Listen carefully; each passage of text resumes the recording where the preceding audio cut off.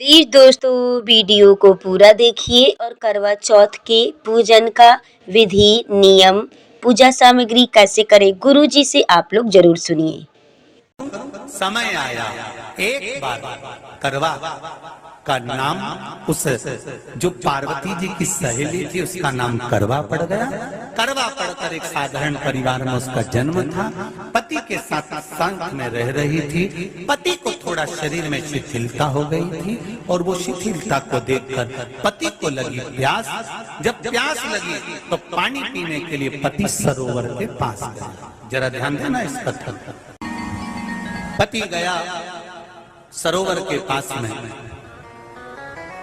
कई लोग करवा चौथ की बहुत हंसी उड़ाते हैं, माताओं की बड़ी हंसी उड़ाते हैं। उनसे निवेदन है मेरा, हमारे सनातन धर्म के जितने व्रत हैं, हमारे सनातन धर्म के इस भारत की भूमि से जितने नियम धर्म जितने निकले हैं, जितने व्रत निकले हैं, साधना निकली है, ये साधारण नहीं है। इसलिए बार बार कहते हैं चंदन है इस देश की माटी, तपोभूमि हर ग्राम है, हर बाला देवी की प्रतिमा, बच्चा बच्चा राम है।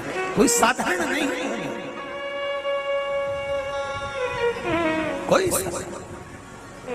अब पार्वती जी की वो सहेली का नाम जन्म लेते लेते लेते लेते एक बार करवा पड़ गया। पति थोड़ा सा शिथिल था, शरीर में थोड़ा रोग हो गया था। पानी पीने के लिए सरोवर पर गया। सरोवर में जैसे पानी पीने के लिए गया, एक मगर ने उस पति का पांव पकड़ लिया। करवा पार्वती जी की सखी थी, जन्म लिया मृत्यु लोक में, नाम करवा पड़ गया। करवा चतुर्थी का व्रत करने से अखंड सौभाग्य हो जाता है। मात्र पार्वती जी की सहेली का व्रत। करवा गई, करवा ने देखा कि मेरे पति का पांव मगर ने पकड़ रखा है और करवा शिव की उपासक थी। करवा शंकर की उपासक और शंकर भगवान से ज्यादा करवा माता पार्वती जी की उपासक थी, क्योंकि पार्वती जी की सहेली थी।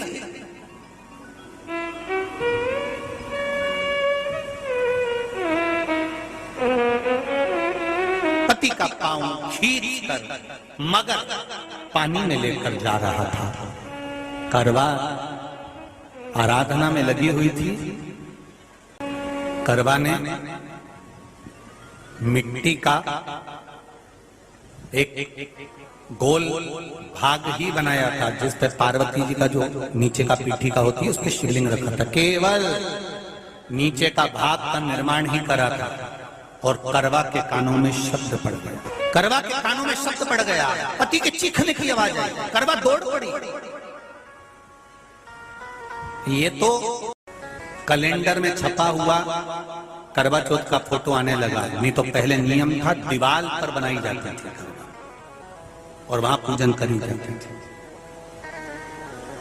कई माताएं जानती होगी यहाँ पर आज भी, पहले दीवार पर बनती थी।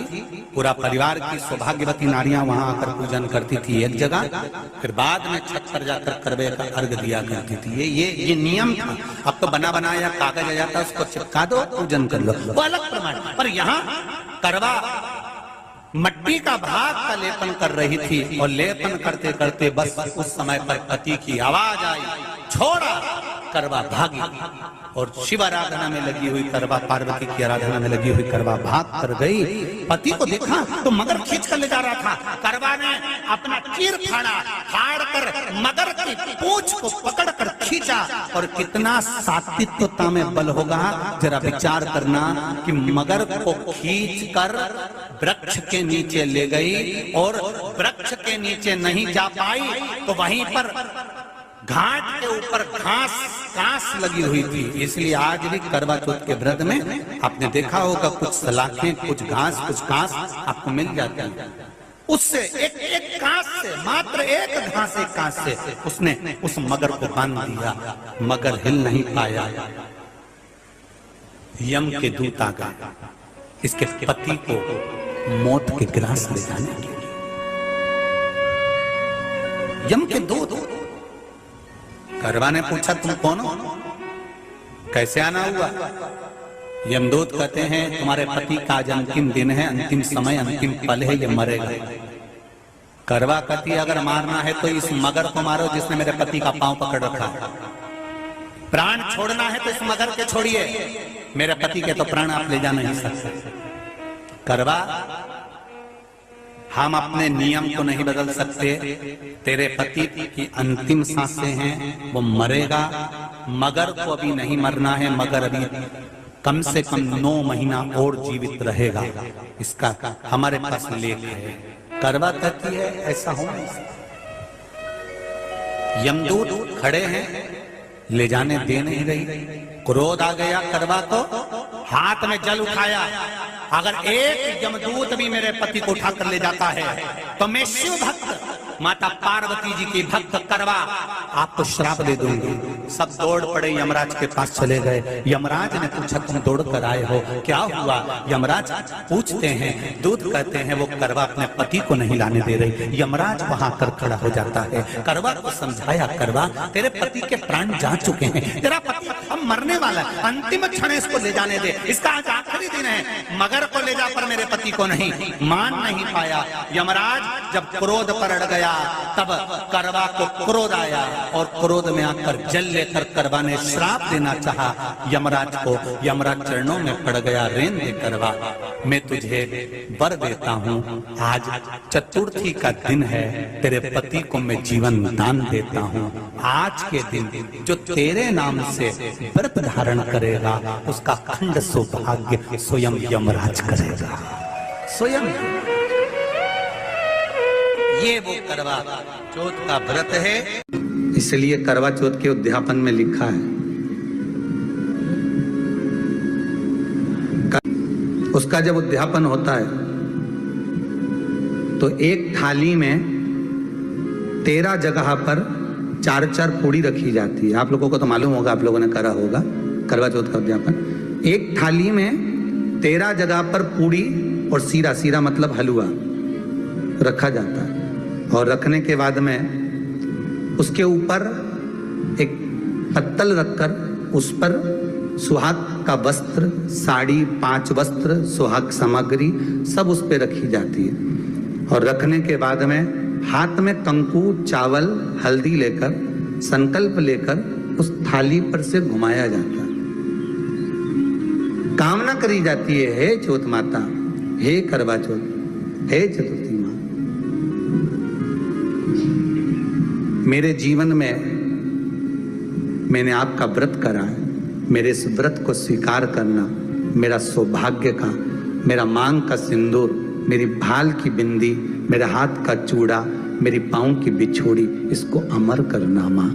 और जो ये वस्त्र मैं दे रही हूँ, इस वस्त्र को मैं जो प्रदान कर रही हूँ चौथ माता, इसको स्वीकार कर कर मेरी भी चुनड़ी को लाल बनाए रखना। तब उस साड़ी को, उस वस्तु को, उस सामग्री को उठाकर घर की वृद्ध सास को, जो घर में सासू होती है, उसको दिया जाता है। सास नहीं हो तो किसी सौभाग्यवती नारी को दिया जाता है। उसके बाद में आप फिर ब्राह्मणों का भोजन कराओ, बड़े प्रेम से बुलाओ और ब्राह्मण ब्राह्मणी का भोजन कराओ। अब आज के जमाने में जो करवा चौथ का उद्यापन होता है, उसमें जब समाज की माताएं उद्यापन करती है तो केवल स्त्री स्त्री को भोजन करा देती है, पुरुष को नहीं कराती। पर करवा चौथ के उद्यापन में लिखा है कि ब्राह्मण का भोजन होना चाहिए, उसके साथ सौभाग्यवती नारी आए, उसकी पत्नी।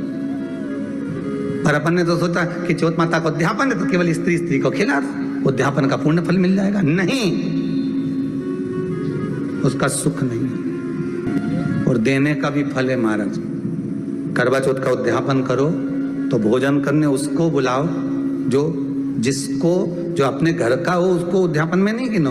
अपने घर के लोगों तो वैसे ही भोजन करेंगे, घर का व्यक्ति तो वैसे ही भोजन करेगा ना।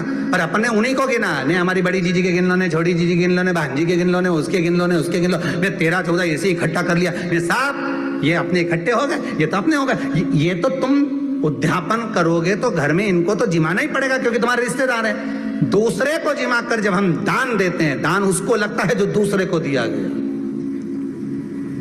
कई लोग कहते हैं हमने बहन बेटी के दे दिया, तो बहन बेटी क्या दान लेती है? किस पुराण में लिखा है कि बहन बेटी दान लेती है? हमको वो भी बताना कि बहन बेटी दान लेती है, क्योंकि बेटी तो खुद कन्यादान में जाती है। बेटी का कन्यादान होता है, वस्तु का दान नहीं। बेटी खुद दान में दी जा रही है, कन्यादान में। बेटी कभी दान नहीं लेती महाराज, बहन बेटियां कभी दान नहीं लेंगी। और बहन बेटियों को कह भी देना चाहिए, अगर भाभी उन बोले कि हमने जीजी को दान है, दान मान नहीं ले रहे हैं, देना हो तो ठाट से हमारा हक दे रही हो। हम साल भर में आते हैं तो राखी पे साड़ी दे रही हो, ये हमारा हक है क्योंकि हमारे मकान में रह रही हो, हक दे रही हो, दान नहीं। दान देना है तो पंडित जी के दो, दान देना है तो ब्राह्मण को दो, गौ माता को दो। हम दान नहीं ले रहे, हम अपना हक मांग रहे हैं।